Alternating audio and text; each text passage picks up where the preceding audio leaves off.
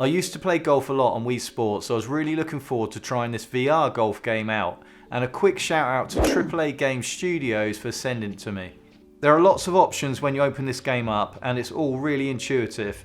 You can choose between golf on the golf course, practice putting green, or on the golf range. And there's also golf whip and mini golf as well. Within each option you can choose individual player and play practice, tournaments and rounds.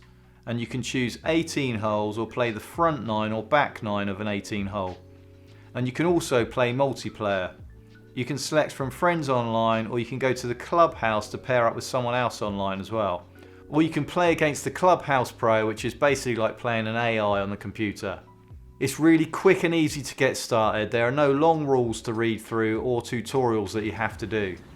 There's a huge screen in front of you at all times, and large hints and tips come up as you start to play, and these can be turned off once you know what you're doing. The screen tells you everything you need to know about the hole you're playing, and from the screen you can select your club. You can also look at the scoreboard and look at the hole layout and use the laser pointer to measure distances to help you select the right club and figure out your best approach to the green.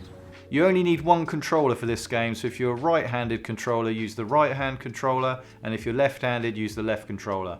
And when you press the trigger button on the controller you're using, the club will jump to that hand. Once you position the ball in front of you, you can use the side trigger to look at the direction that the ball will go in. There is one major thing that games like this need to get right to make the game enjoyable, and that's the physics of the game. And I'm pleased to say that the physics of this game are really realistic and really smooth. It felt like I could put in a proper swing, and it was as close as you'd get to hitting a golf ball on a real course. Hitting the ball was quite easy, and it went enough in the right direction and the right distance to enjoy the round. And it felt like the game was about instinctively getting it right, so like the real game I suppose. Unfortunately, there are no slider graphics that go up or down to tell you whether you've hit the ball too hard or too soft, or whether you're going to hook it or slice it. On the green you can bring up an overlay to show the contours on the green, and I found the putting strength the hardest to judge. On the Wii Sports Golf, I remember they had a strength bar, so you could actually do a practice stroke so you could get the strength right for your shot.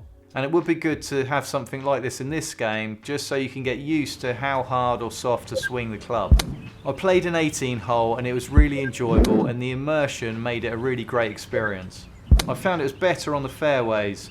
On the green, you're looking down more and you need your peripheral vision to look up at the flag on those long putts, and on the Quest 2 you lose that peripheral vision because of the headset.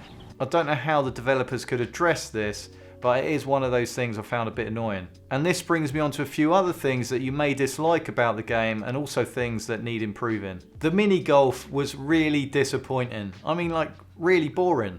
I was expecting it to be more like the walkabout mini golf game, you know, more of a crazy mini golf where you could hit the ball through all sorts of props and objects with different themes and scenery. With the mini golf game, the write-up of the game says play with your family, but if your family aren't interested in golf, then this mini golf game will just put them off forever. If you're in a rush, there's a pitch and putt style version of the game as well called Golf Whip, which just includes a putter, an iron and a driver. And this is okay, but I preferred the full game myself. One major thing that needs improving is you need a bigger selection of courses, and you can play the back 9 or the front 9, but you definitely need more options. On the practice range, it'd be good to be able to learn more and improve your game, so maybe lessons with a pro where it will teach you how to hold a controller and what to do to make your shot better. For me personally, the commentary was too annoying. I had to turn it off, which you can easily do in the menu. On Wii Sports Golf, the phrases they use were only 2 to 3 words long, so it wasn't so bad. So maybe you could just have more options in the menu to change the voice of the commentator, restrict how many words they say, etc. And it would be great on the course to have different levels of difficulty, so you could increase the wind or have more hazards. When you play against the pro on the course, you can see this comedy floating head and it just looks silly.